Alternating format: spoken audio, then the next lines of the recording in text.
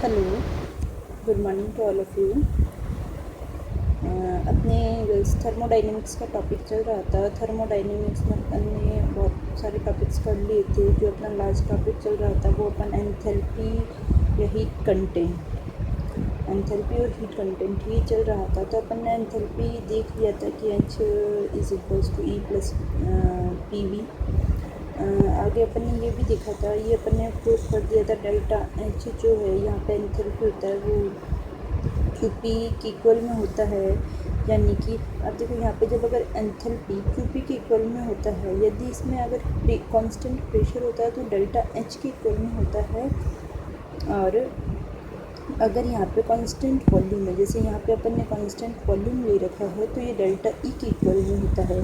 देखिए, अर्थात इस अपन ने पढ़ा था ये चीज़, यहाँ तक अपन ने पढ़ ली थी कि स्थिर दाब पर किसी तंत्र को दी गई ऊष्मा उस तंत्र के एंथैल्पी परिवर्तन के बराबर होती है। इसी प्रकार यदि किसी तंत्र एंथैल्पी में परिवर्तन स्थिर आयतन पे हुआ, यदि देखो स्थिर मतलब कांस्टेंट प्रेशर पे होता है तो वो डेल्टा H होती है। लेकिन यदि परिवर्तन स्थिर आयतन पर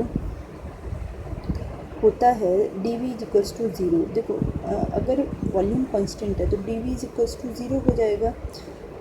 तो तंत्र द्वारा किया गया कार्य शून्य होता है। तो E2 minus E1 delta E is equals to होता है QV। यहाँ पे डेल्टा E है जो है इंटरनल एनर्जी, और ये होती है कांस्टेंट जब अपन वॉल्यूम रखते हैं तब। नेक्स्ट जो अपना टॉपिक आएगा वो अपना टॉपिक है हीट कैपेसिटी।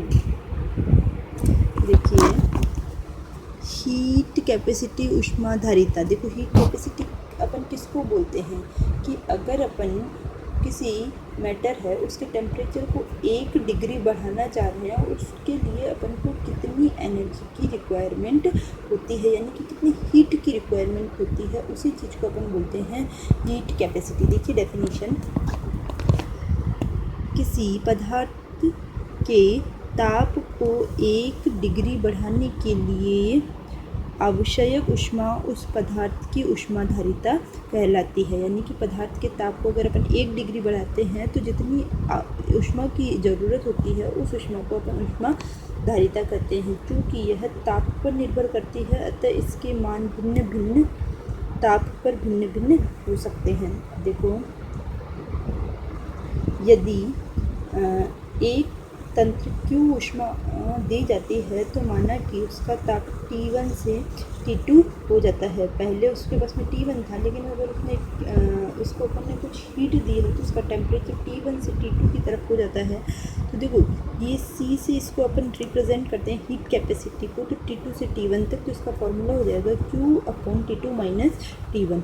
ठीक है, अब अपन देखते हैं कि हीट कैपेसिटी अपन दो चीज़ों पे देखेंगे। एक देखेंगे अपन heat capacity at constant volume, and second चीज़ अपन देखेंगे heat capacity at constant pressure. यानी कि जब प्रेशर कांस्टेंट रहेगा तब हीट कैपेसिटी क्या होगी, हीट कैपेसिटी क्या होगी, यानी कि ऊष्माधारिता क्या होगी, और जब वॉल्यूम कांस्टेंट रहेगा तब ऊष्माधारिता क्या होती है। तो सबसे पहला जो अपना है वो अपन देखते हैं heat capacity at constant work. अब देखो, स्थिर आयतन पर ऊष्माधारिता। एक तंत्र स्थिर आयतन पर QV ऊष्मा अवशोषित करता है। कोई सिस्टम है वो जब उसका वॉल्यूम कांस्टेंट है तो वो QV ऊष्मा को अवशोषित करता है। तो माना कि उसका ताप T1 से T2 हो जाता है। स्थिर आयतन पर तंत्र की ऊष्माधारिता CV निम्न प्रकार से व्यक्त की जाती है। देखो, CV इज इक्वल्स टू हो जाएगा। देखो, जब अपने पास में वॉल्यूम कांस्टेंट है तो CV, देखो वॉल्यूम कांस्टेंट है C अपन हीट कैपेसिटी, और यहाँ पे अगर प्रेशर कांस्टेंट होगा तो अपन CP लिखेंगे, और वॉल्यूम कांस्टेंट रखेंगे तो CV रखेंगे।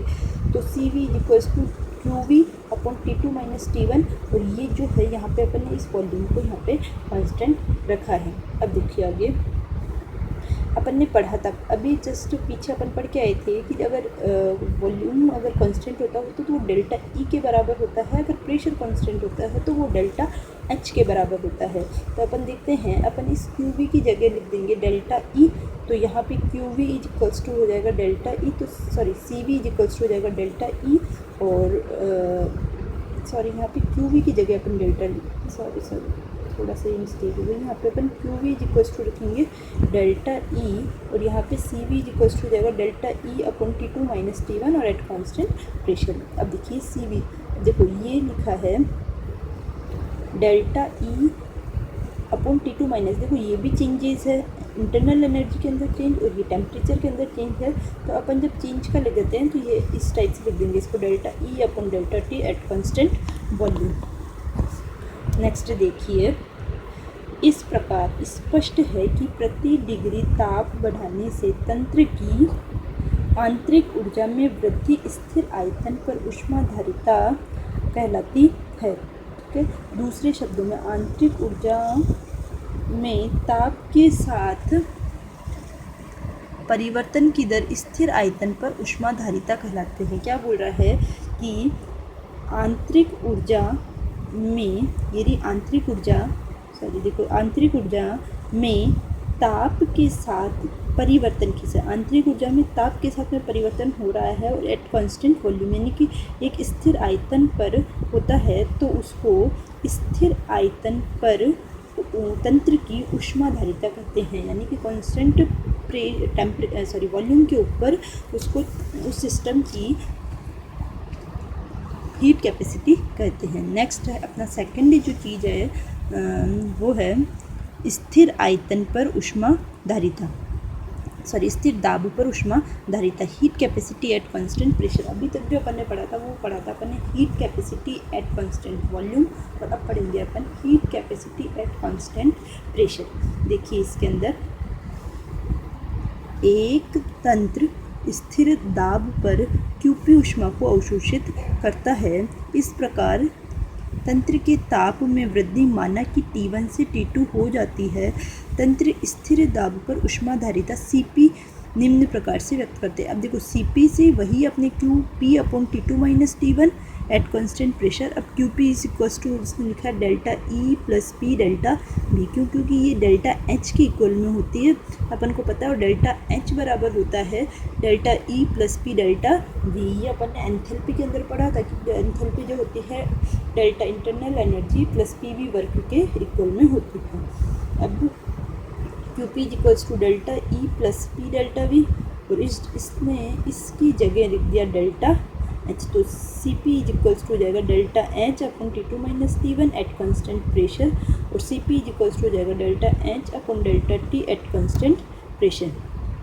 अब देखो इसी प्रकार प्रति डिग्री ताप बढ़ाने से तंत्र की एंथैल्पी में वृद्धि, ये तंत्र की एंथैल्पी में वृद्धि स्थिर दाब पर ऊष्माधारिता कहलाती है। दूसरे शब्दों में वही चीज़ में एंथैल्पी में ताप के साथ परिवर्तन की दर स्थिर दाब पर ऊष्माधारिता कहलाती है। तंत्र में, दूसरे शब्दों में एंथैल्पी में ताप के साथ परिवर्तन, ये एंथैल्पी, ये देखो डेल्टा H, ये एंथैल्पी में ताप के साथ परिवर्तन स्थिर दाब पर ऊष्माधारिता कहलाती है। ये इसकी डेफिनेशन हो गई। जो अपन स्थिर दाब पर ऊष्माधारिता पढ़ रहे हैं उसकी डेफिनेशन ये होगी कि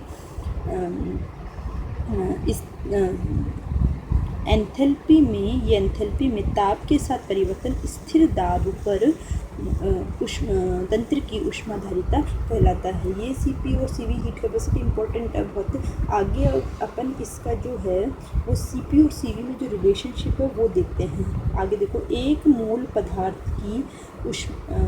पदार्थ की स्थिर दाब पर स्थिर आयतन पर ऊष्माधारिता क्रमशः Cp और Cv द्वारा व्यक्त करते हैं। इसके जो अपन बाद में पढ़ेंगे वो एक मोल स्थिर दाब पर व स्थिर ताप पर यह ऊष्माधारिताएं अथवा Cp तथा Cv द्वारा व्यक्त की जाती है। नेक्स्ट टॉपिक जो अपना होगा वो अपन Cp और Cv में रिलेशनशिप को पढ़ेंगे। Thank you.